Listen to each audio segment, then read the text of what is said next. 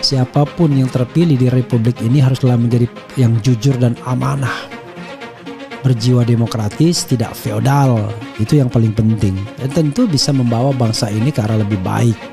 Jadi tidak ada nothing personal ya. Yang kami tahu saat ini ya figur-figur perubahan itu kan, atau perbaikan ya Mas AHY sebagai ketua umum partai yang di luar pemerintahan ya, yang saat ini juga banyak masuk dalam berbagai survei. Ya Pak Anies juga salah satu figur tokoh yang dianggap tokoh perubahan gitu. Terkait dengan soal calon wakil presiden, itu kita sepenuhnya menyerahkan kepada Pak Anies Baswedan. Jadi nanti terserah Pak Anies mau berpasangan dengan siapa. Jadi kita itu sudah menyerahkan. Jadi kita memberikan otoritas terkait dengan soal mencari calon wakil presiden yang cocok. Kami sudah menyerahkan kepada Mas Anies. Sekarang memang pasti cari kesamaan-kesamaan karena ini untuk 5 tahun ke depan. Sehingga secara elektabilitas memang AHY tidak bisa dikatakan lemah. Dia punya potensi elektoral yang cukup memadai. Yang kedua, AHY juga punya topongan, punya partai untuk melengkapi Partai Demokrat yang sekarang sudah katakanlah milik tiketnya Anies Baswedan. Kemudian ditambah dengan AHY dengan Demokratnya, ditambah PKS. Tinggal tantangannya bagaimana AHY ini bisa diterima oleh koalisi, yaitu terutama Nasdem dan Partai Keadilan Sejahtera.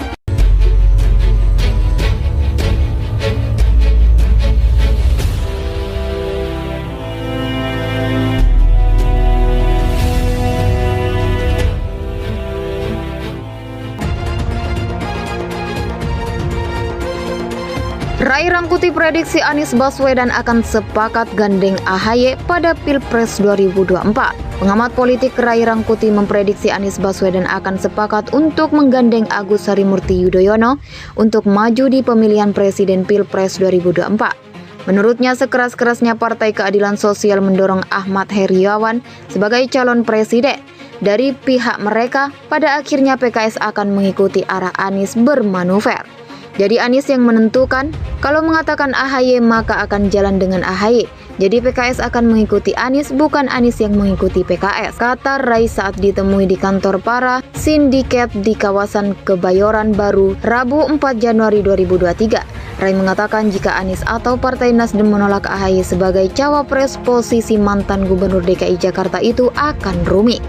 Sebab jika AHY ditolak sebagai cawapres, tentunya Partai Demokrat tidak akan mau bergabung dalam koalisi Nasdem dan PKS. Demokrat kemungkinan akan lebih memilih berkoalisi dengan pihak yang potensi menangnya lebih besar, contohnya seperti bergabung dengan KIB atau Koalisi Indonesia Bersatu bersama Golkar, P3, dan PAN.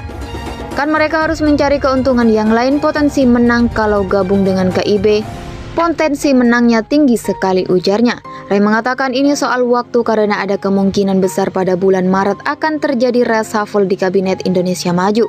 Di momen itu menurutnya akan terjadi saling ada cepat antara pemerintah dan Partai Nasdem. Jika sampai Maret tidak ada kejelasan, Demokrat bisa saja akan menerima tawaran untuk duduk di kursi kabinet untuk gabung di pemerintahan dan kemungkinan bergabung di KIB. Itu kan hasilnya sama. Tidak jadi wakil presiden tapi setidaknya 2 tahun berkuasa dan masuk dalam koalisi yang potensi menangnya tinggi kan lebih untung, ujarnya. Ketua Umum Partai Demokrat Agus Harimurti Yudhoyono mengkritik terbitnya peraturan pemerintah pengganti Undang-Undang Nomor 2 Tahun 2022 tentang Cipta Kerja. AHY mengibaratkan terbitnya Perpu ini seperti menyelesaikan masalah dengan masalah. Dirinya menganggap Perpu yang terbit pada Jumat 30 Desember 2022 itu dibentuk tanpa adanya partisipasi dari masyarakat. Selain itu, AHY juga menilai Perpu ini hanya untuk melayani kepentingan elit saja.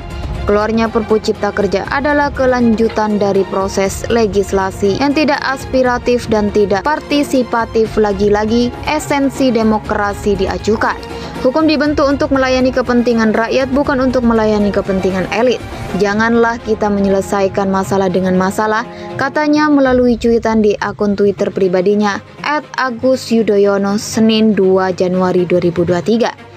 Kemudian AHY menganggap alasan kebutuhan mendesak yang disampaikan pemerintah sehingga terbit Perpu Cipta Kerja tidak terlihat dalam isi di dalamnya. Seperti yang diibaratkan oleh AHY, Perpu ini pun dikritik oleh masyarakat dan kaum buruh terkait aturan yang tertuang di dalamnya seperti soal upah minimum hingga skema cuti. Terbukti pasca terbitnya Perpu ini, masyarakat dan kaum buruh masih berteriak dan menggugat lagi tentang skema upah minimum, aturan outsourcing PKWT, aturan PHK, TKA, skema cuti, dan lainnya. Kemudian AHY menganggap alasan kebutuhan mendesak yang disampaikan pemerintah sehingga terbit Perpu Cipta Kerja tidak terlihat dalam isi di dalamnya. Seperti yang diibaratkan oleh AHY, Perpu ini pun dikritik oleh masyarakat dan kaum buruh terkait aturan yang tertuang di dalamnya seperti soal upah minimum hingga skema cuti.